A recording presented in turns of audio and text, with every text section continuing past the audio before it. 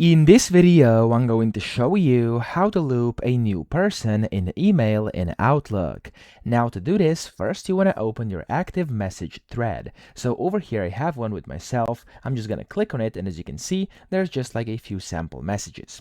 Now, of course, when you open your message thread where you want to loop a new person into, you simply want to click on the reply all button over here at the very bottom. So as you can see, it's going to be this reply all. You want to click on that, and then from here it's going to give you like this little box over here. Now what you want to do here, you simply want to click on the person you're sending to like this, and then from here you have the CC option. So if you want to loop a new person, you want to click on CC over here, and that's where you want to type in their email. So for example, I'm just going to go ahead and select this one over here, which is my sample mail, and just like this I can just hit the send button over here, and I'll basically loop that specific new person inside my email conversation just like this. Okay, so I hope this video helped you out. If it did, please subscribe to the channel and help me out as well.